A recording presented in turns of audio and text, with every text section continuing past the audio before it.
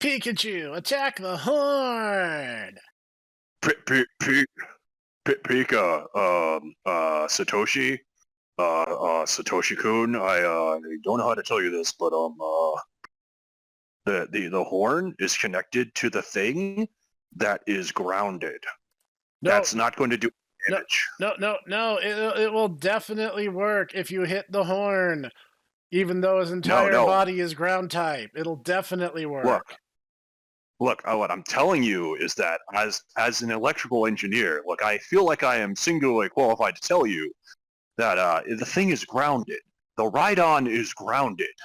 See, I'm pulling down a thing right here, a diagram to show you. I mean, if you believe another diagram enough... and a third diagram. I'm telling you, look at this. There's a circuit. It's grounded.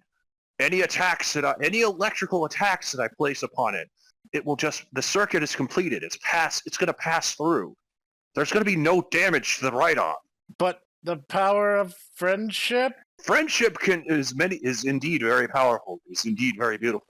I have to tell you, I have to inform you, unfortunately, that friendship cannot overcome electrical physics, okay? Do you guys ever get the sense I'm not very good at this job?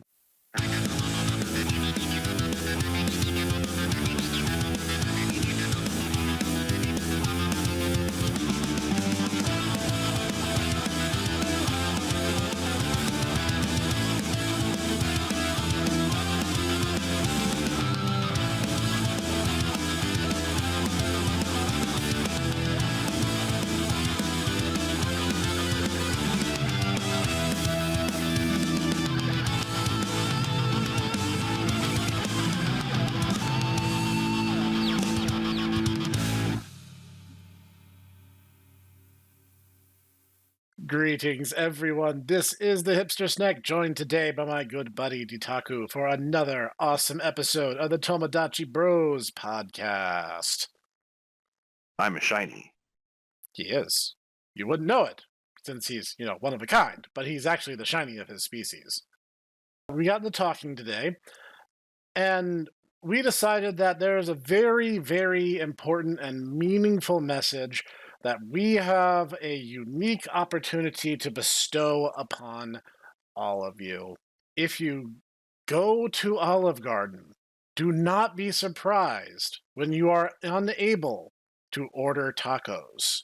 And now that you're staring at your screen, likely tilting your head one direction or the other, trying to figure out what we mean by that, what I mean is simply, what you're going in for is what you're going in for. And having expectations to the contrary does not change the reality of your situation. Now you're going, okay, that's a broad statement. Where are we going with this? Well, let's get right down to it. If I, for example, was like, hey, you know what? I want to play a Pokemon game. I should go in with the full understanding of what it is I'm actually asking for. Pokemon, at its heart, is a very simple, uncomplicated RPG that has stories about friendship and funny little cartoon animals doing funny little cartoon animal things. And the story's not going to be complex. The characterization is not going to be deep. The mechanics are going to be fairly shallow and rather straightforward. But that's what Pokemon is. You see, if I wanted, say, a crunchy, difficult RPG that will force me to treat my minions as disposable pawns, well, there's a series for that already. It's called Shin Megami Tensei. I mean, yes. The issue being, though, Professor, is that Shin Megami Tensei Megaten is actually really, really hard. It's like, I mean, not for nothing, but the term ball peen hammer to the testicles comes up more than a few times when I mean, yes, I played SMT4 as well. Yes, I'm very familiar. Well, not just SMT4, just let's paint a picture, shall we say? Paint a picture for the children and the boys and girls here that are here. It's gonna be fireside story time with Uncle Ditaku. Back in the olden days, when we were both riding our Triceratopses to the malt shop, a very small Snek comes to a very small Ditaku. This is baby Tomo bros, Tomo babies, if you will. We make our dreams come true.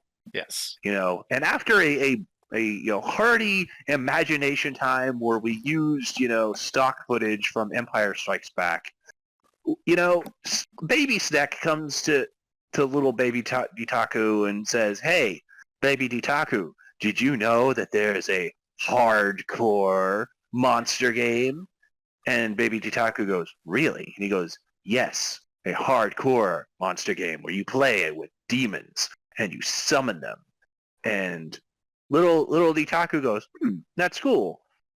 And he, sticks to this information for about a year before little Ditaku, being gifted as he is, decides to go to university. And remembering this and using completely legal methods, looks up this game series, Demi Kids, and proceeds to get to the first boss, Lord Tupon, who is level 9, and he proceeds to completely destroy little Ditaku's team right at the first hurdle.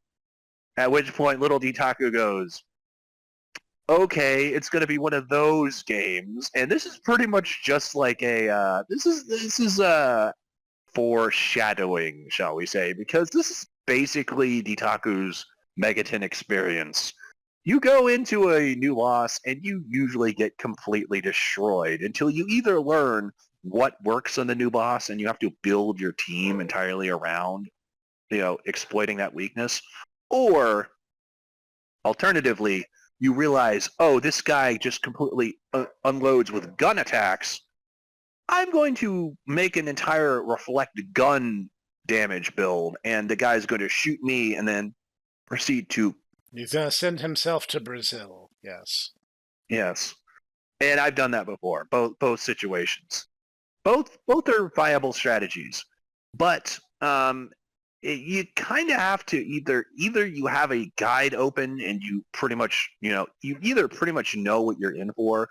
Like, for instance, if the guy's like, I'm going to heat things up for you, and he's on fire, you can kind of probably parse that using ice damage against him is a good idea. But, if it's just like a guy, and most, bosses in Megaton are just guys, like, for instance, you're going to encounter, like, Hibaru Tachi, who's, just a guy with a katana, and it's like, okay, what is this guy weak against? I don't know. Oh, you have to, kind of parse things out and go, oh, okay, he's actually weak to wind. All right, how would I have known unless you're one of those, like the 15 people who's like, yes, Hibaru Tachi, one of the legendary lords of the Heike era. He was defeated because he was like, no man can defeat me. And then an arrow born by the son of the winds shattered his brain. And then he exploded. As was the tradition of the time. So, I mean, unless you knew that, and to be perfectly honest, no one knows this unless you're like a Japanese classic professor. So, I mean, yeah. That's kind of what I'm getting at. You kind of have to parse things out. But that's the nature of the game. And if you're wondering where we're going in this somewhat roundabout fashion, we've noticed this trend, and it seems to be happening a lot, where... Well, I mean, it started because I saw a comic by Merriweather Media about it, and it's pretty much exactly my experience with Pokemon 2, is that what is supposed to be just a fun RPG series for kids basically has been co-opted by a bunch of sweaty neckbeards who are like, I've been playing this game for 30 years. I don't understand why it's still for babies. It's like, it's always been for babies. It's just you've grown up. You've grown up, your understanding of the game and its mechanics have evolved, and the series itself honestly has made it a point to make it more accessible because the primary demographic is like 4-year-old boys in Japan. Yeah, I hate to tell you this, but like that's who the titles are built for. It's not for 30-year-old men. Now, as an olive branch, let us say there is nothing wrong with being on a periphery demographic. You are not the intended audience, but you can derive enjoyment out of literally anything. If you like Pokemon, cool. If you like S&T, cool. If you like Monster Rancher, you have really good taste. Congratulations. But you also have to bear in mind who these games are being designed for. For all you people out there who, again, are in your 30s and 40s going, it's so easy now. You have to remember that, honestly, that's just because the original games had limited memory space. The reason there weren't as many Poké Centers then was because they probably couldn't fit them in the game. It literally wouldn't have worked. So they're tailoring the games using the advancing technology and concepts of game design to cater to their primary demographic, which again is 4-year-old boys who like colorful cartoon magical animals. And if you like Pokemon, cool. Like I said, great. But you have to go into it with a certain understanding that that's the game that you're playing. If you go into it complaining that it's not mechanically nuanced, no, of course it's not. It's Pokemon. The closest thing that Pokemon's ever gotten to mechanical nuance is Pokemon Conquest on the DS. I mean, I'll say this. I like Pokemon. I still play Pokemon with my baby sister. Yeah. But I'm not going into Pokemon thinking that, this is going to be some, like, taxing strategy. It's going to be like, funny little mouse shoots a lightning bolt. That's cute. Earthquake go brr. Even at its most nuanced, Pokemon is not terribly nuanced, both mechanically and from a storytelling perspective. You are not going to have an edgy Pokemon game. The closest that you're ever going to get is Pokemon Coliseum, which, don't get me wrong, Pokemon Coliseum is a fantastic game, but Pokemon as a storytelling narrative is not in the business of pushing envelopes at all. No. Ever, if it can help it. No. I think the most edgy I can imagine was, honestly, either Coliseum or maybe the one bit at the end of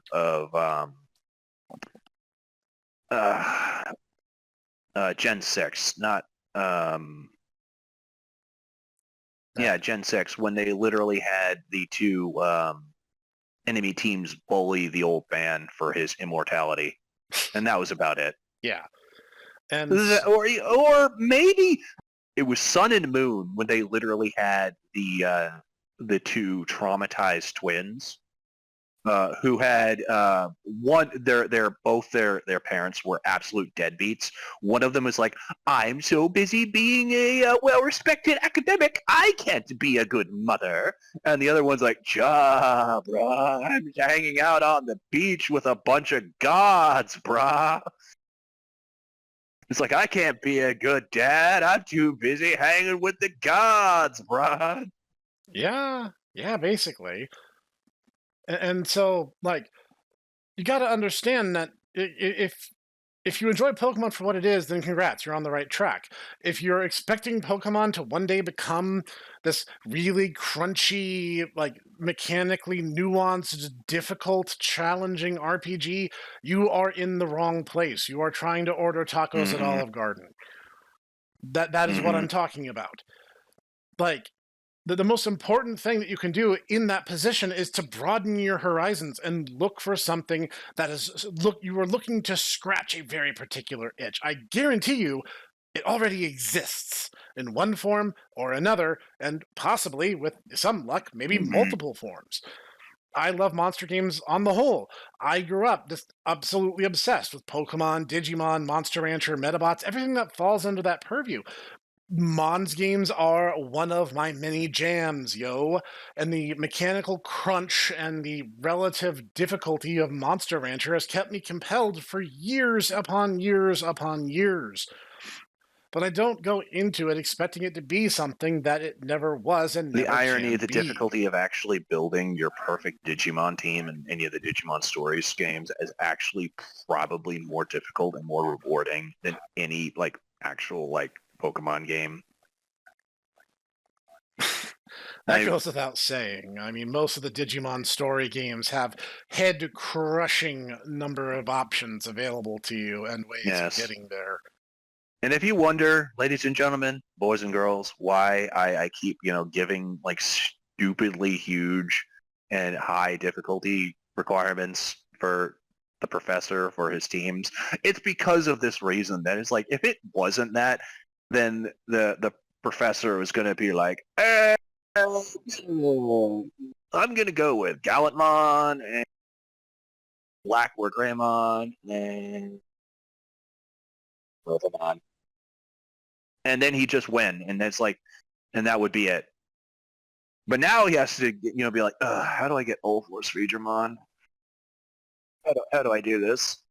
Yeah, I was about to say, it's not like self-imposed challenges don't exist within the confines of these games, but I mean, it's one of those things. Like when I did my Cyber Sleuth playthrough, I had never actually raised Angelwomon or Lady Devimon before, but those are the forms that you need in order to get Mastamon. So I was challenged to, experience the game in a slightly different capacity. I think that can also be very cool in a way to add a bit of nuance to the overall experience.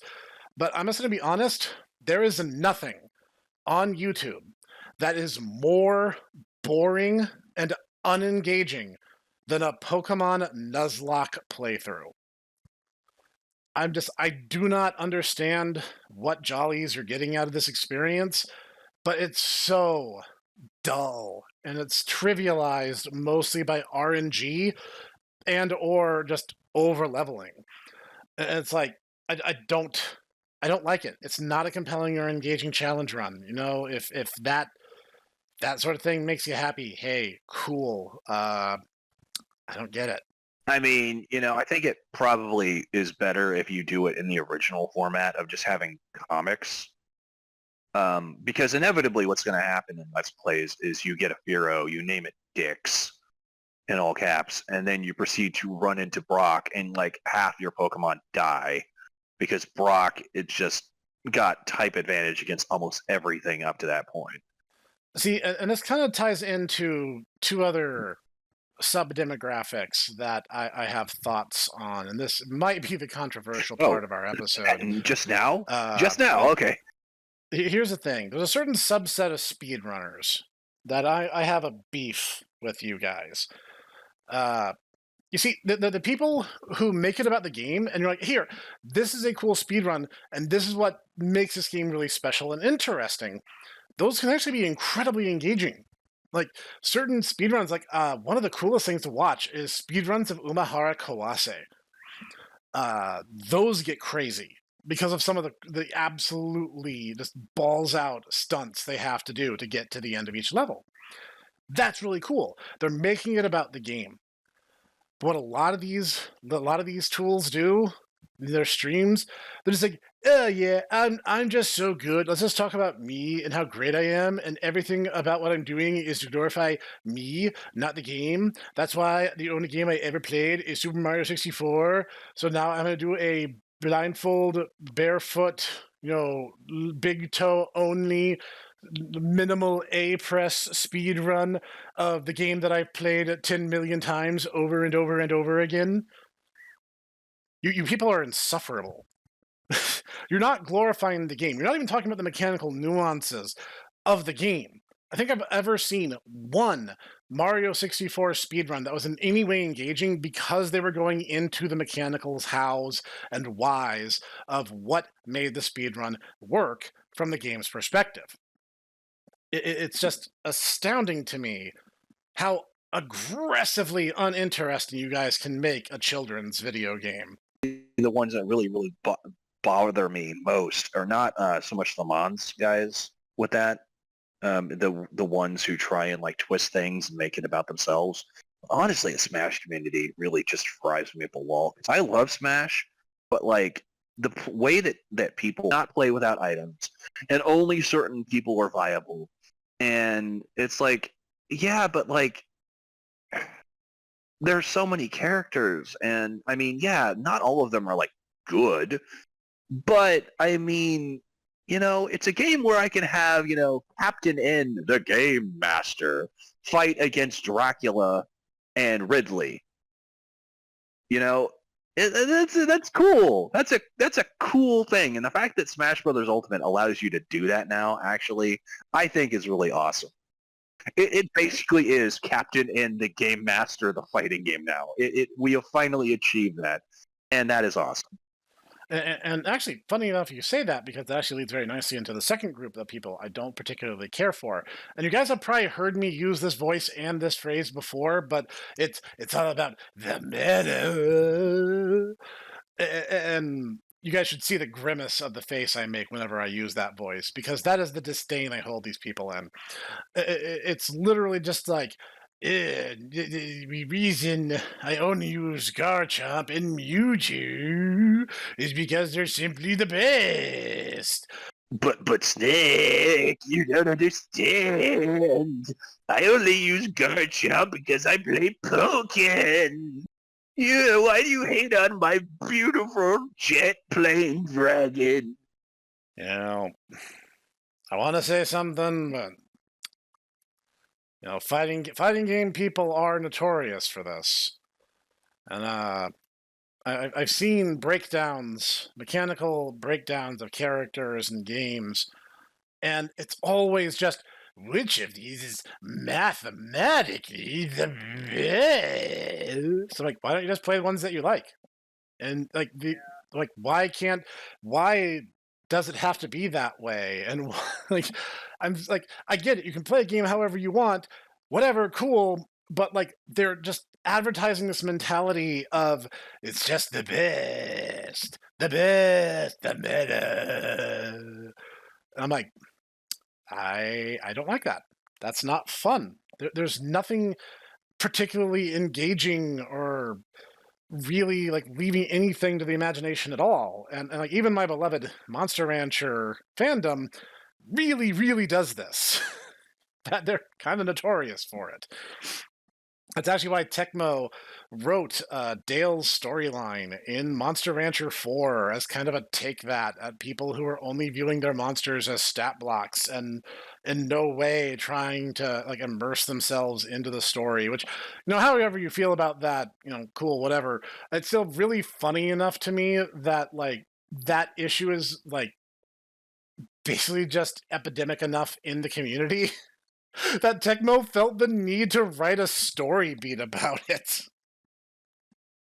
Meanwhile, here we are being like, our Raki is the worst, but now we have this entire thing about like, my God, we've just made a Mortal Kombat villain. He's like, I devour your soul. A Mortal Kombat villain that at the time of this recording actually has gotten the furthest of any of my Monster Rancher 2 Meet the Monsters. Which is kind of sad, because he's not that good, he wasn't actually. That great. I would argue that Unibaby actually had we had a better handle on what Unibaby could do. It's like, that's the thing that I think makes Meet the Monsters fun for me, is it's not just the meta. It's me trying to figure this out like I would have had I still been in the 90s without access to things like Legend Cup. I think that makes the game incredibly engaging. Now, I know, immediately just like stop writing whatever comment you're currently writing in the comment section, because I already know where you're going with this. Snek, for me, my enjoyment hinges on finding the mathematical best option. You're being a bit of a hypocrite. Yeah, we all got our things, pal. That's it. That's my argument. We all got our things that we're hung up on. And like, the thing is, it's endemic. Look at any Pokemon discussion, and it basically very rapidly degenerates into a eugenics program. Like, holy crap, guys. Like, Actually, it's funny. It's not even just what you call it, just video games. If you look at the way that high level fencing, like sport fencing, has evolved from like the year 1900 to now, if you look at it, the early days, you'll see that it's actually like them going back and forth, and they'll be like, parrying, parrying, parrying, parrying. They'll try and do an attack. All right, parry. All right, riposte, parry, and it'll be a lot of actual sword fighting until somebody scores a point. Now it's basically just two guys run at each other with their swords as fast as possible. There's no actual interplay, no interesting like, oh, I'm gonna parry your sword and then try and do an attack and like try and see, try and counter what you're doing. No, it's just literally, who's faster at thrusting, because that's what's most efficient. That's what scores you points. It's when you're at that high level, it's not about good form or technique. It literally is just about scoring points. And I've seen arguments where they're like, well, in the olden days, they actually were using military sabers. They had weapons that actually had, a point to them. So if you actually slash at somebody, it would actually cut and could potentially kill you. Now they don't. It literally is just like a long metal stick, effectively. You really can't slash at people anymore. The foils they have are just so... They would basically bend if you try and do anything like that. But still, it's like I honestly feel like there is something that's lost. It's not fun. It's not good. Yeah, they're trying to be efficient, but it's like, the sport has been diminished because of this, and it's not for the better, I don't think. And I get that sense too. Yeah, in a lot of especially in a lot of fighting games where it's like they try and boil down to like what is like the top most like efficient method of attacking people. And I think honestly that's kind of why I like a lot of older games like Heritage of the Future or like Marvel versus Capcom, where they're like, those games are just complete jank. And it's like, yeah, but that's the even point. even the lower tier characters, like for instance, even Whole Horse actually has, he's hot garbage, but he also has a homing bullet, might I add, that's unblockable, and it slows the game down. It's really hard to avoid. And you go, that's really stupid. Why is he low tier then? It's like, yeah, because the things the other guys can do are even more stupid. Like old man Joseph is considered low tier, and yet I can rock face with him. Yes. He yeah, there basically was a gentleman's agreement when we played almost to competitive level when we were younger. And yeah, the professor's old man Joseph was a danger, to be certain. But yeah, so I mean, like, you don't get that anymore with fighting games, and I think it's diminishing. And as much as I love Guilty Gear Strive, I actually really really wish that they bring back Heritage of the Future, just because I really want Clockwork to actually see like to soak in and based in just like how like messy and gross and just beautiful the entire thing is. I honestly feel like he is so used to modern fighters where he's like, everything's balanced and polished and just, I just have to, quarter circle forward, 2 buttons, and then I get a 69 hit combo. And that's all I need to do. As opposed to learning how to use Dio's time stop ability. And it was considered a pride point, and this is really going to date me. There was a flash animation on a couple different websites, but I first saw it on albinoblacksheep.com, where a guy took some of the sound bites from some of the PS1 and PS2 JoJo games and did stick figure animations of how their stands worked. And the last one on the animation was Dio's time stop two knives steamroller combo. And yes, that makes sense in context, I promise. And it was a pride point when, during an actual match with Ditaku, I successfully executed it precisely the same way as the stick figure animation made it look. Actually, probably our best battle was when I was Jotaro and you were Dio, and we actually did do the I stop time, no, I stop time, and then we just kind of had this moment where we were like kind of stopped for a second, and we're like, okay, so what do we do now? Well, we're just going to stop and take a quick breather before we get back underway now. It's Heritage of Future is a good game. It is. And I think you raise a really salient point. Like, a lot of modern games, especially because of the advent of being able to patch things after the launch of the game, has led to them balancing a lot of the fun out of the experience. Heritage of the Future is jank. There are certain characters you just shouldn't play, either because they are so hilariously awful, looking at you, New Kakyoin, or because they're so busted, looking at you, Vanilla Ice, where it becomes just really absurd. I would argue that, Burb is a worse offender, Pet honestly. Shop? Yeah. Yes. And everyone always is like, they get it wrong, because it's not just the fact that Burb is small. And that is a problem. But it's the fact that Burb is small and she hits like a truck. And let me tell you, it is actually a she. Okay, she's a peregrine falcon. All right, that means that it's a lady. But yes, it's the Pet Shop Boys. But I mean, but the Burb literally just spams icicle meteors. And all you can do is just either get in close and take damage, or stay far away and eat tons of damage. Well, yeah, honestly, she is like the epitome of zoner. She is an excellent zoner, and that's the thing. And really, honestly, the best thing is to get close, because she has really low health, and she has really low defense. The problem is that she just poops out damage like nobody's business. And because she poops out damage, she just gets oodles of meter. Which means more icicle meteors.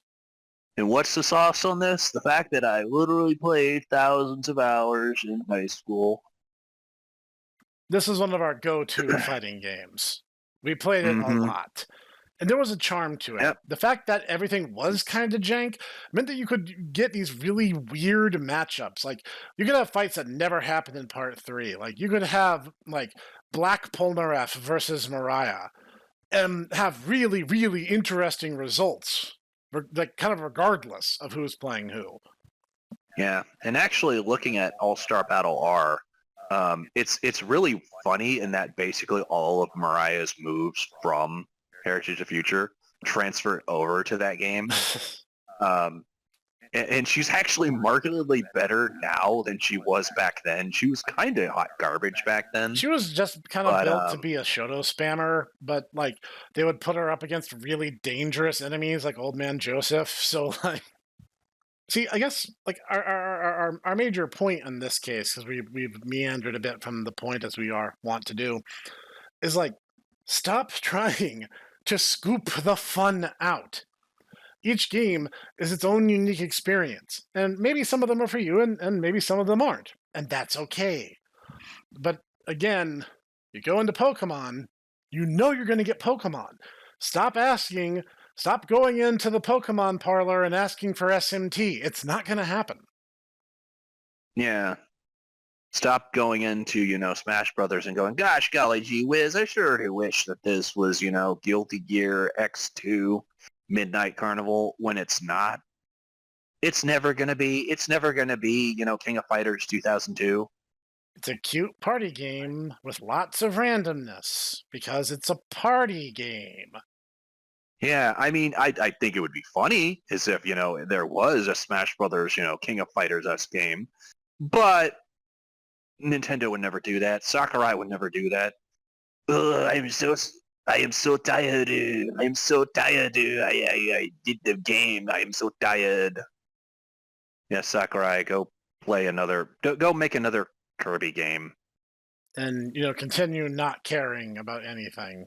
Now, that served you well all these years. But you know who does care? On. Is it French video game developer Hideo Kojima? That is correct. Of course. Of course he cares. That's why he makes his movies with such care.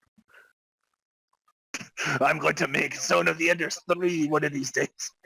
And Cog will make the funny soy face. Because he'll be like, dude.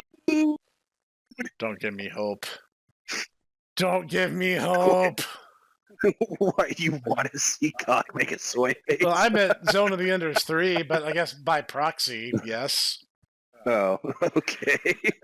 And then, Titanfall 3. Oh, that would be cool, but I don't think that's going to happen, unfortunately. No, EA is too busy with, legalized gambling in their soccer games for, actually good quality games like Titanfall. Yeah. I mean, let me put one asterisk on the end of all these thoughts. I know that in some respects I'm being a little hypocritical today. Like, if speedrunning is how you actually enjoy games, which from what I've heard is never the case, hey, pop off, man. Go nuts. Yeah. But one, don't expect things that you're not going to get. And two, stop trying to suck the fun and soul out of the experience. Getting immersed in the experience is kind of one of the huge things about video games as an interactive medium. So I mean, like, stop making it about the meta. Because when I play Smash, I don't want to turn the items off. I don't want to play in a Battlefield style stage. I don't want to play Fox. Fox is one of my least favorite characters in the roster. I want to have fun and do silly things. Like the, one time that Ditaku and I played in co-op through the campaign mode as Bayonetta and the Wii Fit trainer abusing small Shota characters the entire way through because Nintendo knew exactly what they were doing and did it anyway. It was all Shota. I do understand. I know exactly what they were going for, and they did it anyway. So I guess what we're saying at the end of all this is video games are supposed to be fun. Can we keep it that way? Maybe. I don't think that's a big ask. No, I think that's kind of the problem is that, not only do I think the communities have it wrong in a lot of ways now, but also the developers have a lot of,